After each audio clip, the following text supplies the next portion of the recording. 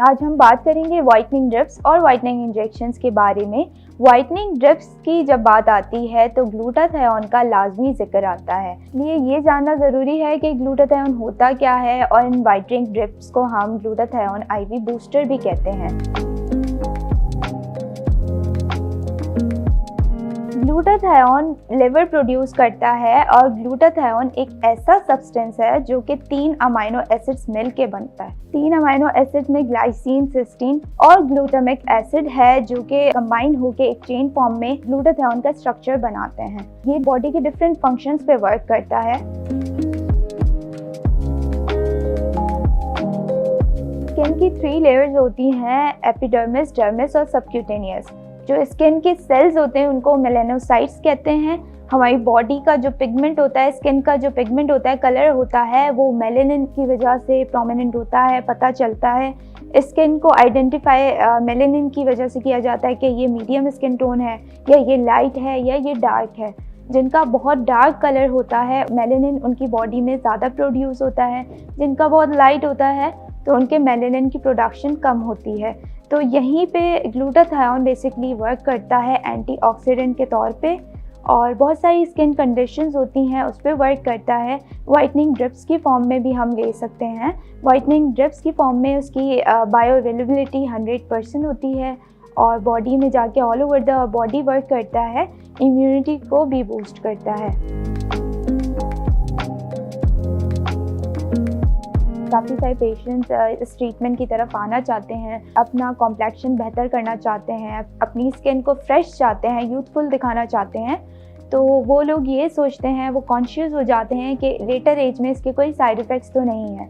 यहाँ बात आ जाती है क्वालिटी की। अगर क्वालिटी अच्छी है, इम्पोर्टेड प्रोडक्ट है और कोई कॉपी फॉर्म में आप यूज़ नहीं कर रहे, लोकल फॉर्म में यूज़ नहीं कर रहे, तो बेस्ट है। और उसके अलावा प्रोटोकॉल्स की और प्रिस्क्रिप्शन की बात आ जाती है। डॉक्टर आपको जो गाइड करता है आपको उसी को फॉलो करना होता है, उसी तरह से अपने सेशंस कंटिन्यू करने होते हैं। उसके बाद जब उसका लॉन्ग टर्म इफ़ेक्ट आ जाता है तो आपको मेंटेनेंस लेनी होती है, यानी मेंटेनेंस में आपको 3 मंथ्स में एक दफ़ा सेशन लेना होता है। या अगर आपको लगे कि आपकी स्किन टैनिंग आ रही है, डिस्कलरेशन हो रही है या कोई पिगमेंट आ रहा है और जो आपका कलर है दोबारा से डल की तरफ आ रहा है, तो मेंटेनेंस के लिए आप एक सेशन ले सकते हैं।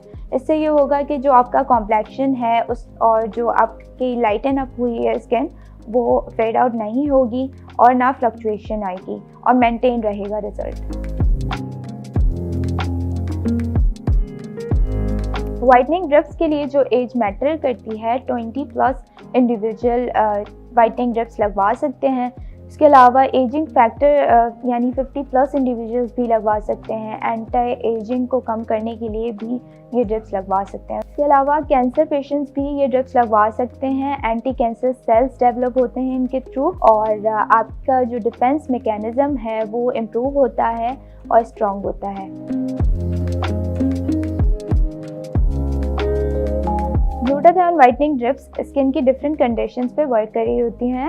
बात करते हैं मिलाज़मा की, तो मिलाज़मा में जैसे हमारी स्किन के डिफरेंट सेल्स होते हैं, स्किन के सेल्स को हम कहते हैं मेलानोसाइट्स। मेलानोसाइट्स प्रोड्यूस करते हैं मेलानिन और प्रोटीन। मेलानिन की कमी की वजह से आपकी स्किन टैन हो जाता है, सन टैनिंग हो जाती है, स्किन डैमेज हो जाती है और डिस्कलरेशन हो जाती है।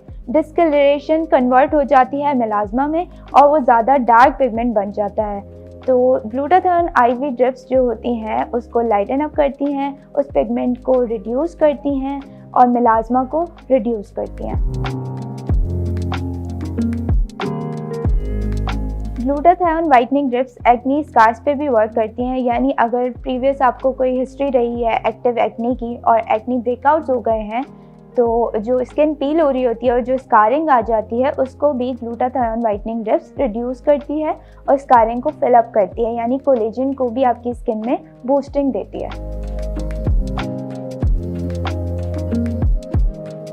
इसी तरह विटिलिगो के जो पेशेंट्स होते हैं, मिल्की पैचेस हो जाते हैं, उनके डिस्कलरेशन हो जाती है मेलानिन की कमी की वजह से, तो वो लोग भी वाइटनिंग ड्रिप्स लगवा सकते हैं।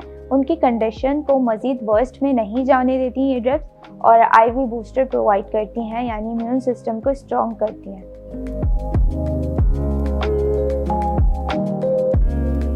जिनको पिगमेंटेशन है या फ्रेकल्स हैं या डिस्कलरेशन फेस हो रही है तो वो लोग भी वाइटनिंग ड्रिप्स लगवा सकते हैं। वाइटनिंग ड्रिप्स के ज़रिए उनका ओवरऑल कॉम्प्लेक्शन जो होता है इवन टोन हो जाता है और पिगमेंट लाइटन अप होता है डे बाय डे।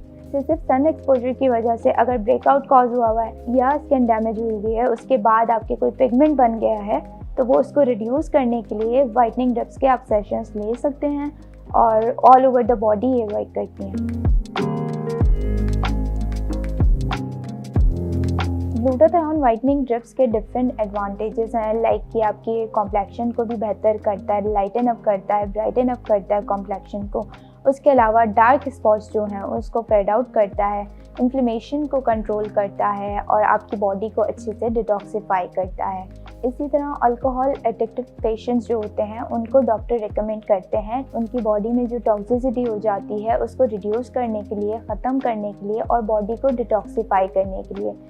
अगर आप लोग भी अपने कॉम्प्लेक्शन को बेहतर बनाना चाहते हैं और ब्राइटन अप करना चाहते हैं अपने कॉम्प्लेक्शन को और इम्यूनिटी को बूस्ट करना चाहते हैं तो आप लोग वाइटनिंग ड्रिप्स की तरफ आ सकते हैं। और अगर आप लोगों को कोई स्किन या हेयर से रिलेटेड कोई इश्यूज फेस हो रहे हैं तो आप लोग हैश क्लिनिक्स विजिट कर सकते हैं। Thank you.